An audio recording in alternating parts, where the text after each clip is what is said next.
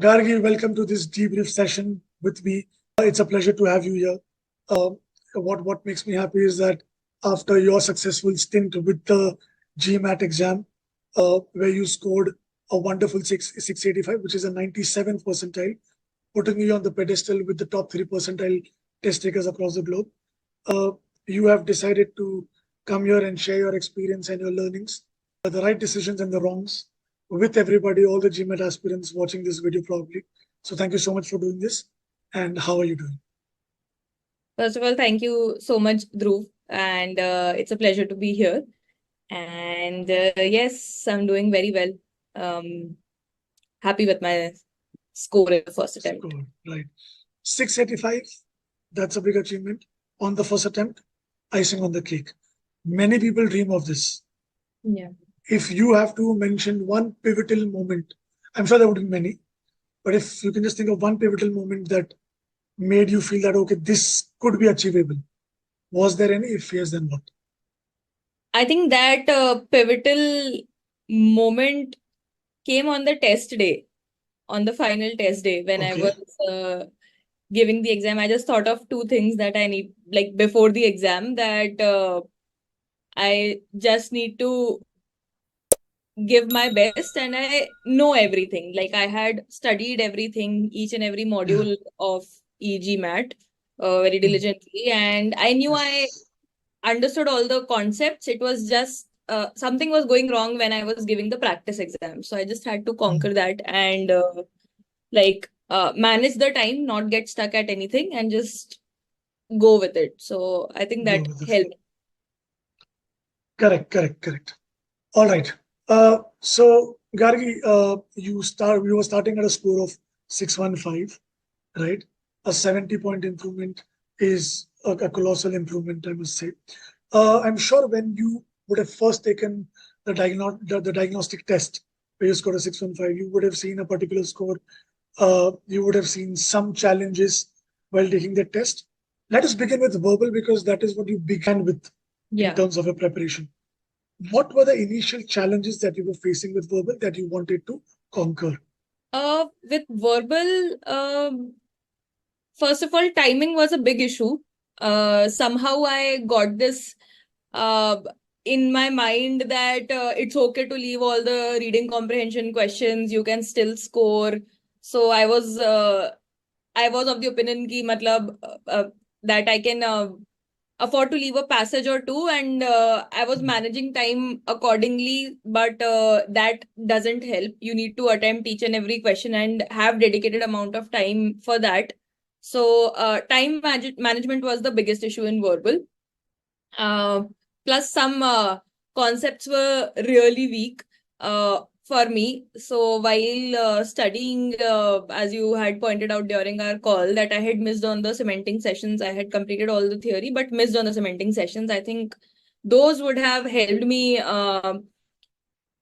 fill in those gaps in the first place. But I did miss them and I had to revisit them. And so there were two things. First of all, time management, and second of all, while studying only, I should have brushed the concepts. So those were the few issues that Right. yeah. Right. Was CR as a section an issue for you?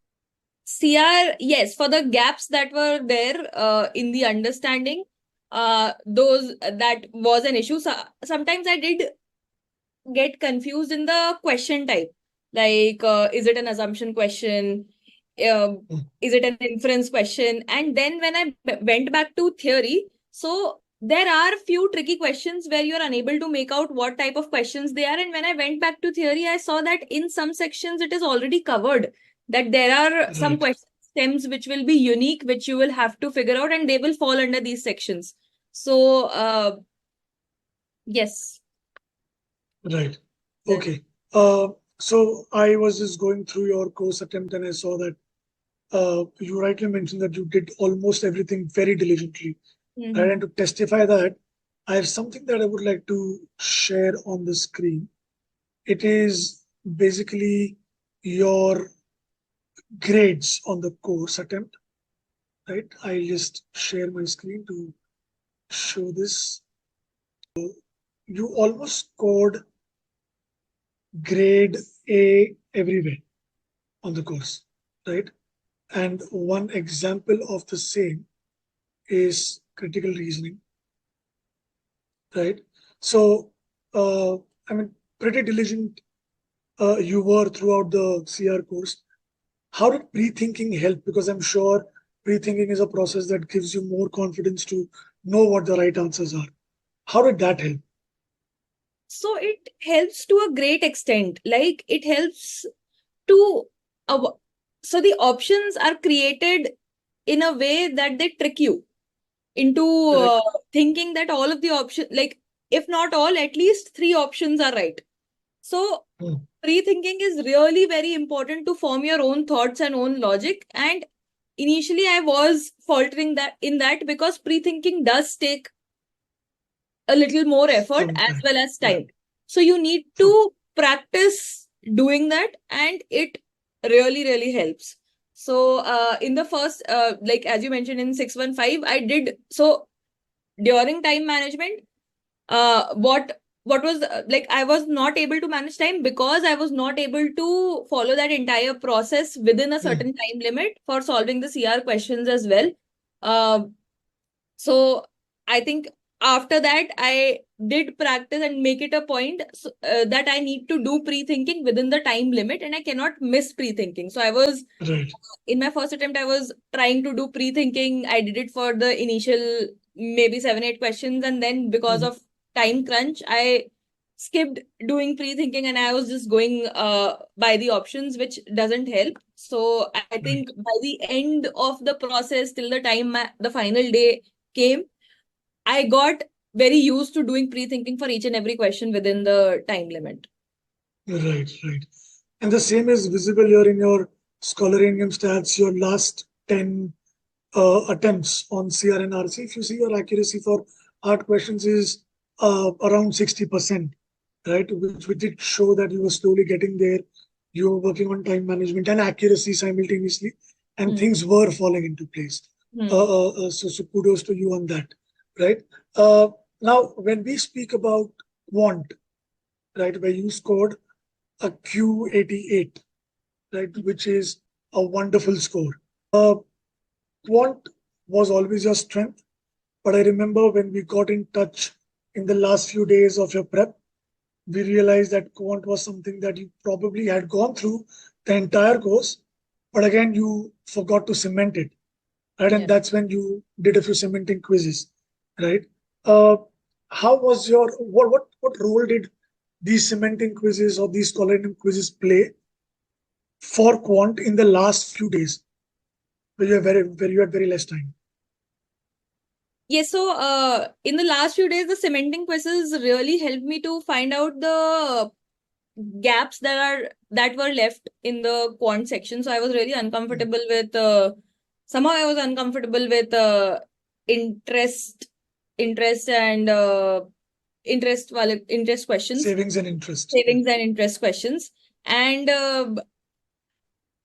so I think it, so in one fine test, so I also knew that quant is my strength. And in one fine test, I I got stuck in 2, 3 questions in the beginning, and then I lost my confidence in the entire section, and I ended up scoring really a really bad score.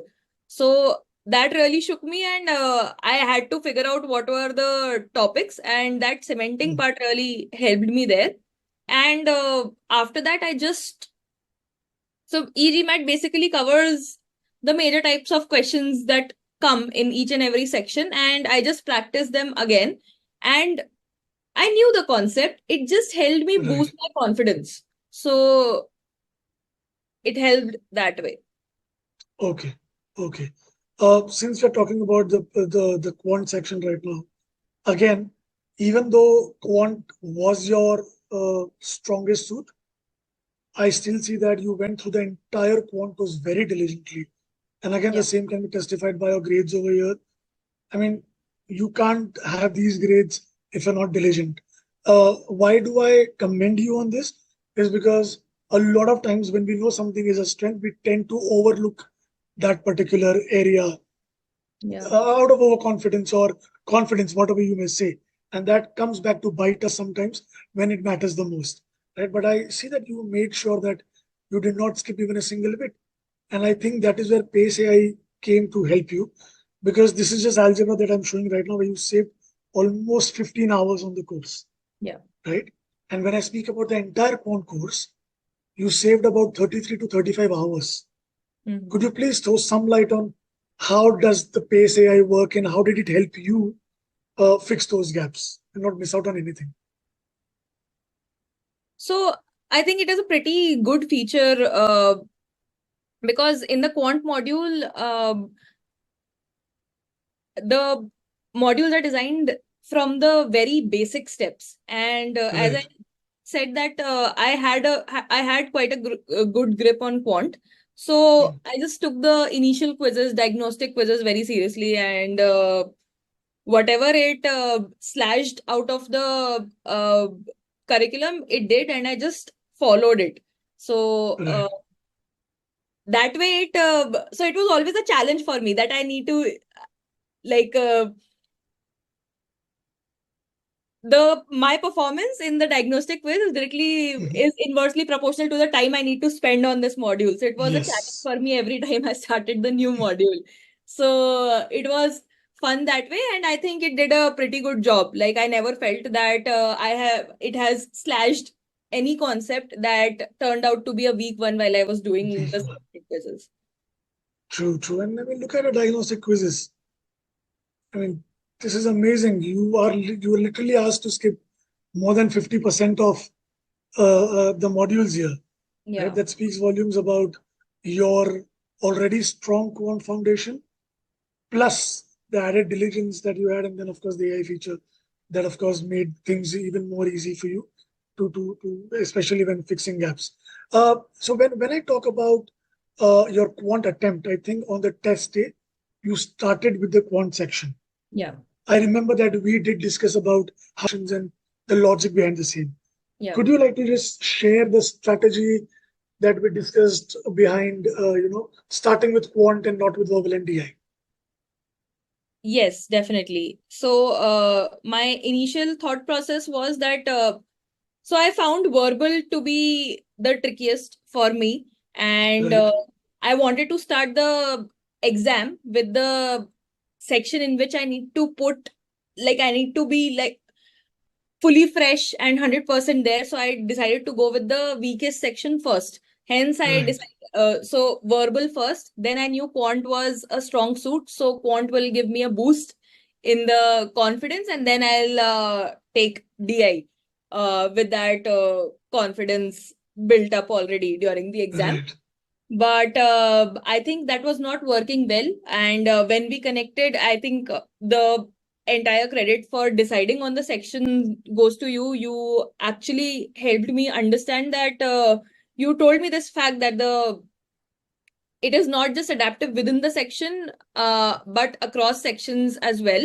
the exam. So the better I score in the first section, the more difficult questions I'll get in the subsequent sections. And even if I make mistakes in the difficult questions, I won't lose out on marks as much as I would have if I had made mistakes in the easy or medium questions. easier ones. Yeah. So that is how you suggested that I should go with quant first, because my quant is a strong suit, and I will do well over there, and subsequently verbal and DI will be decided. So Right. that really helped. I just this was a discussion we had in the last week, and I could only take one practice exam with this strategy, Mm, and it did help.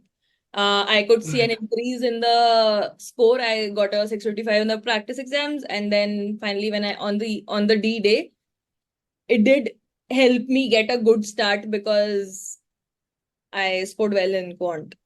Right. And I think that actually set the tone for your entire test, I believe, because this would have really given you a lot of confidence that out of so many questions, Yeah, you answered just one question incorrectly, yeah, and that too towards the end, right? So, I mean, this is a streak of almost 20 questions that went correct for you, and I think that is what set the tone. So it's extremely important to strategize the section order when you take the test. These small things do matter, and that's why I thought I'll bring this up. Right. So Quant was a 88, and that was kind of expected, and you actually, made sure that you maximize your score there. Then we speak about DI that you took in the end. You went with that section in the end after the verbal section.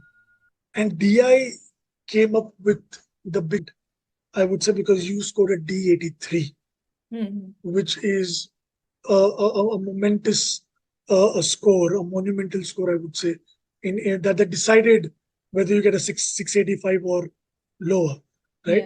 Yeah. Since this section is pretty tricky and pretty new for many GMAT aspirants, do you have any words of wisdom on how to approach DI and what did you do that helped you get to that score?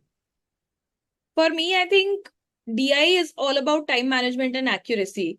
So DI questions and concepts are not very difficult. Like even while going through the theory, I realized that there wasn't any many new concepts that I was learning in DI.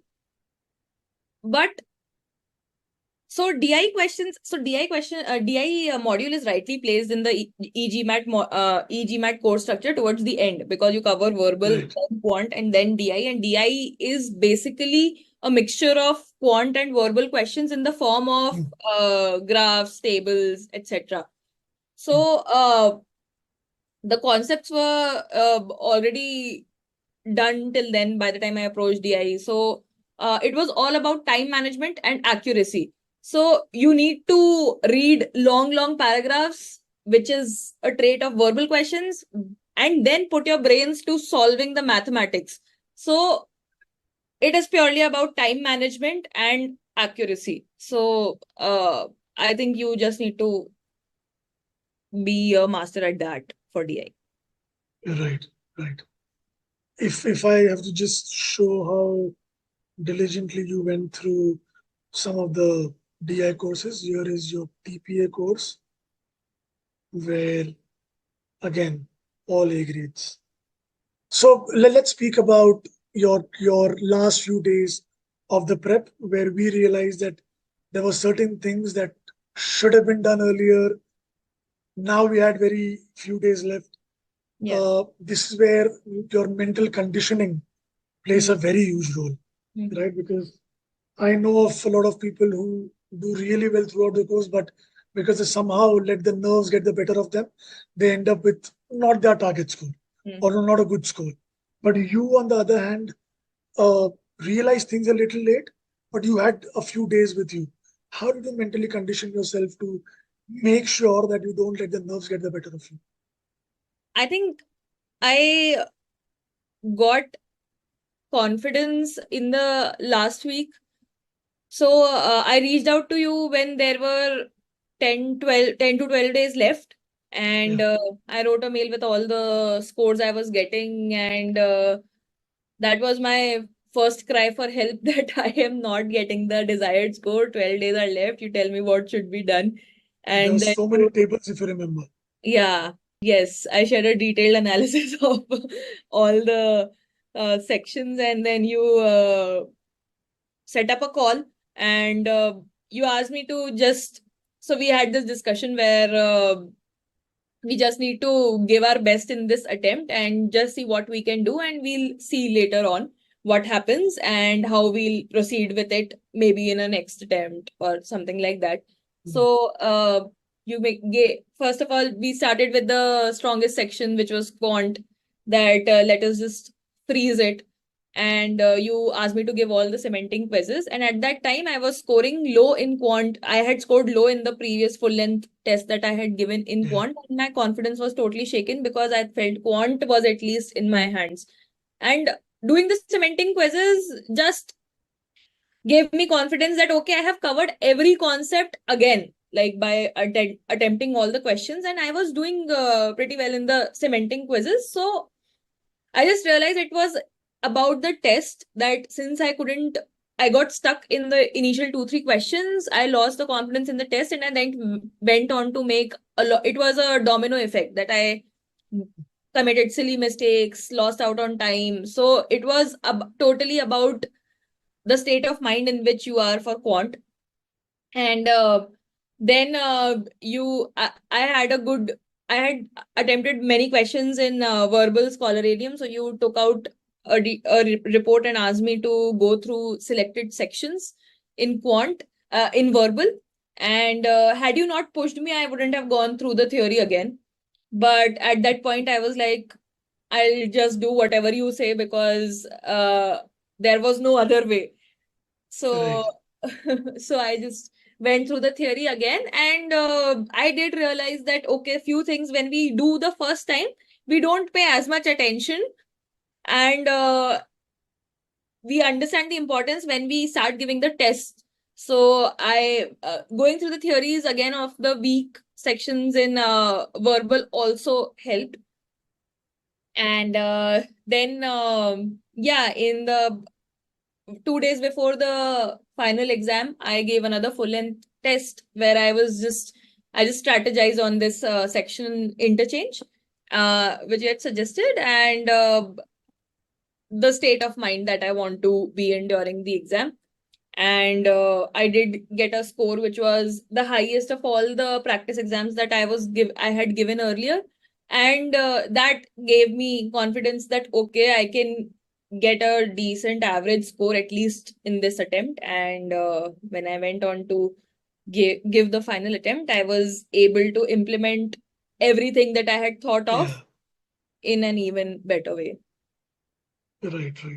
At the end of the day, it's all about the test day factors and that test day experience Yeah. where you bring in all your A game, right? And then you try to implement and execute everything that you can. Yes. Right. And that's what I think you did exceptionally well. I also believe that going into the test without the fear of losing, I think that also played a big part. Do you agree? Yeah, it did. I mean, no matter which attempt it is not the end of the life. So you just have to be like, whatever happens, happens. So Yeah. It's important to stay in the moment, and that's what you did. Did you maintain error logs diligently? if I'll be honest, not all the columns. I couldn't fill all the columns that were suggested by eGMAT because the process tends to be very tedious and time taking. It feels like that, but later on I did realize that had I thought in that direction, maybe the speed would have increased with time, and I would have been able to fill the error log in that manner. But I did take inspiration from the error log provided by eGMAT and tried to fill columns like what was the error in understanding the question, what was the error in understanding the options in solving. So yes. Right. So I think I rightly asked this question because you just made a lot of people realize that error logs do make a lot of difference. Yes. And it's important to maintain them. That's because nice. when we start, we don't know the importance of each and every column. But when you constantly practice and you realize that why am I making mistakes in the basics, and then when you start pondering, you realize that okay, everything was accounted for in the error log. So yeah, that's right. So now, Gargi, we are coming to the end of this session. And before we sign off, I would like you to just, if you have any advice or suggestions for the future test takers, GMAT aspirants, if you want to just say some words of wisdom, what would those be? I don't want to give any words of wisdom as such. Okay, I'm just kidding. I mean, but just some advice if you have anything that helped you. Yeah, whatever course, whatever curriculum you're following, just follow it diligently, I would say, and follow the process. Like your own brains that okay, I think I'm good at it. I can skip this, skip that. I don't think this step of the process makes sense. Doesn't make sense. So I should not do it. I mean, just follow the entire process and see where it takes you. If it doesn't, then if you are with eGMAT, you'll always have mentors to tell you where you went wrong, what you can improve on. While giving the exam, just be watchful of time, like practice in such a way that you have enough time to go through each and every question right from the beginning, and with practice you will be conditioned in that manner, and you will be able to do it. So Right. Thank you so much for all the details that you shared. What I also appreciate is that you were extremely honest in whatever you shared. Things that went in your favor, things that you regret that you didn't do and you should have later. Uh, I think this is what GMAT aspirants watching this video were looking for, and I think you've given them just that. So thank you so much for doing this again. It was a pleasure to not just be a part of your journey, but also to see you sitting here and then sharing your experience with everybody. So thank you so much for doing this. no problem, it was my pleasure. Thank you. Thank you.